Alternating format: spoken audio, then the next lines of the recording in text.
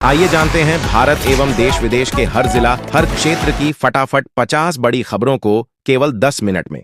साथ ही आज के इस वीडियो में हम लोग जानेंगे कि सरकार ने कौन कौन से फैसले लिए हैं और किनको किनको पैसे मिलेंगे। साथ ही जानेंगे आज के मौसम, आधार कार्ड, पैन कार्ड और वोटर कार्ड के नियमों में क्या क्या बदलाव हुए हैं। सब कुछ आज के इस वीडियो में हम लोग जानने वाले हैं। तो वीडियो को लाइक करके चैनल को सब्सक्राइब जरूर कर दें और कमेंट में बताएं कि यह वीडियो आप कहां से देख रहे हैं। भारत और यूके ने पश्चिमी हिंद महासागर में कोंकण नामक द्विपक्षीय नौसैनिक अभ्यास शुरू किया है, जिसमें युद्धपोत, पनडुब्बियां और जंगी क्षमता शामिल होगी। मध्य प्रदेश के छिंदवाड़ा जिले में बच्चों की मौत के मामलों की जांच के तहत डॉक्टर प्रवीण सोनी को गिरफ्तार किया गया है। आरोप है कि प्रतिबंधित कफ सिरप का उपयोग वितरण किया गया। चुनाव आयोग आज बिहार विधानसभा चुनाव 2025 की तैयारियों के लिए अहम बैठक कर रहा है। विभिन्न राजनीतिक दलों ने आयोग को सुझाव दिए। अक्टूबर के अंत तक नोएडा और नवी मुंबई में नए अंतर्राष्ट्रीय हवाई अड्डे चालू होने की संभावना है। ये दिल्ली एवं मुंबई की वर्तमान हवाई सुविधाओं पर दबाव कम करने का लक्ष्य रखते हैं। नेपाल में लगातार बारिश से बड़े पैमाने पर तबाही हुई है। अब तक 40 लोगों की मौत हुई है। भारत सीमा से सटे कोशी बैराज के सभी 56 गेट खोल दिए गए हैं। दिल्ली स्टेडियम में आयोजन में कोचों पर कुत्तों का हमला। दिल्ली के जवाहरलाल नेहरू स्टेडियम में वर्ल्ड पैरा एथलेटिक्स चैंपियनशिप के दौरान केन्या और जापान के कोचों को आवारा कुत्तों ने काट लिया। कांग्रेस नेता ने कहा कि छिंदवाड़ा में लगभग 11 बच्चों की मृत्यु हुई है और उन्होंने स्वास्थ्य मंत्री की जिम्मेदारी और इस्तीफे की मांग की है। भारत और यूके ने पश्चिमी हिंद महासागर में कोंकण नामक नौसैनिक अभ्यास शुरू किया। अक्टूबर के अंत तक नोएडा और नवी मुंबई में नए हवाई अड्डे शुरू होने की योजना है, जो देश की हवाई कनेक्टिविटी को बदल सकती है। पश्चिम बंगाल में दार्जिलिंग और कालिम्पोंग में भूस्खलन के कारण कम से कम 18 लोगों की मौत। उत्तर प्रदेश के मुख्यमंत्री योगी आदित्यनाथ ने राज्य में पानी संकट पर चिंता जाहिर की और जल संचयन व तालाबों के निर्माण को राष्ट्रीय जरूरत बताया। वोडाफोन आइडिया ने नए सीएफओ के रूप में तेजस मेहता को नियुक्त किया है। भारत मौसम विभाग IMD ने कहा है कि अक्टूबर माह में सामान्य से अधिक वर्षा होने की संभावना है। अमेरिका के राष्ट्रपति डोनाल्ड ट्रंप ने तुरंत बॉम्बिंग बंद करने की अपील की, लेकिन गाजा में हवाई हमले जारी हैं। इस बीच हमास ने ट्रंप की 20 बिंदु प्रस्ताव को आंशिक स्वीकार किया है, जिसमें बंदियों की रिहाई और गजा के प्रशासन से जुड़ी व्यवस्थाएं शामिल हैं। इसके बाद इजरायल ने गाजा सिटी पर अपनी आक्रामक कार्रवाइयां बंद कर दी हैं और अब डिफेंस पोजीशन पर लौटने की रणनीति पर काम कर रहा है। जापान के सत्ताधारी दल की पहली महिला अध्यक्ष बनी।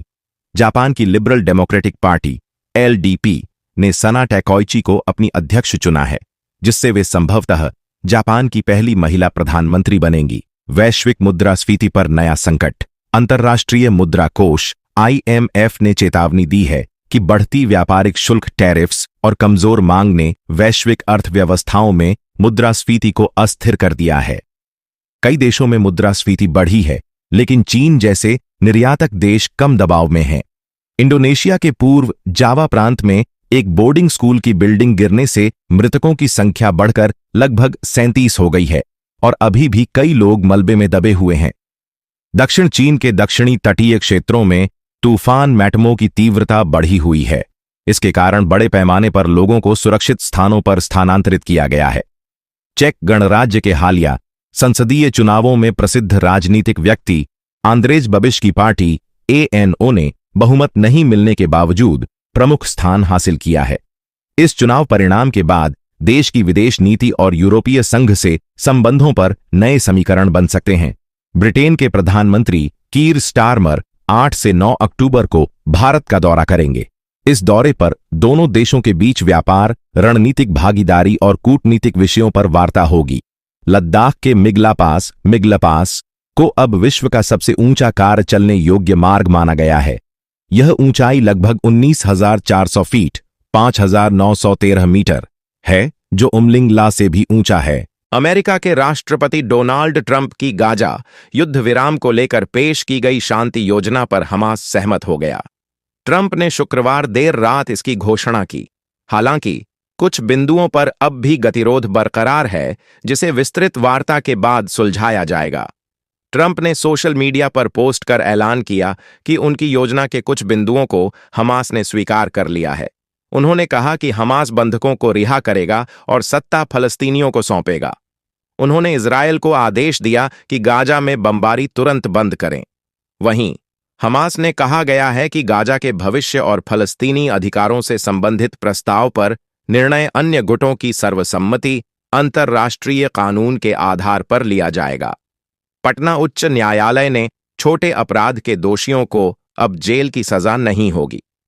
न्यायालय विकल्प के रूप में ऐसे अपराधियों की पृष्ठभूमि व अन्य कारकों को ध्यान में रखते हुए उनको सामुदायिक सेवा की सजा दे सकता है।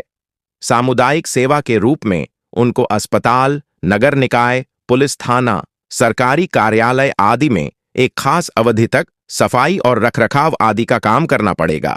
इसको लेकर गृह विभाग, कारा ने विहार सामुदायिक सेवा नियमावली 2025 को अधिसूचित कर दिया है। यह निर्णय उन मामलों में लिए जा सकेंगे जिनमें 6 माह से लेकर अधिकतम 3 साल तक की सजा का प्रावधान है। अधिसूचना के मुताबिक अपराध के ऐसे मामलों में न्यायालय अपराध की प्रकृति एवं गंभीरता, अपराधी की उम्र, उसका चरित्र, पूर्ववत मामले की परिस्थिति एवं अपराधी के पुनर्वास की संभावना आदि का ध्यान रखेगा। पहली बार या परिस्थितिवश सामान्य अपराध के दोषियों को इसका लाभ मिलेगा। यह आदेश तभी पारित किया जाएगा जब अपराधी सामुदायिक सेवा करने के लिए अपनी लिखित सहमति देगा। सामुदायिक सेवा के कुल घंटे अपराध की प्रकृति एवं गंभीरता के अनुपात में तय होंगे। सजा की अवधि सामान्यतः 1 से 31 दिन या 4 से 40 घंटे की हो सकती है।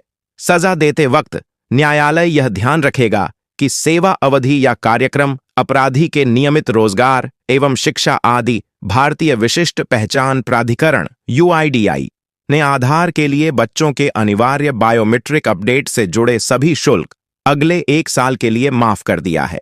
UIDAI ने शनिवार को आधिकारिक बयान जारी कर कहा कि इस फैसले से 6 करोड़ बच्चे लाभान्वित होंगे।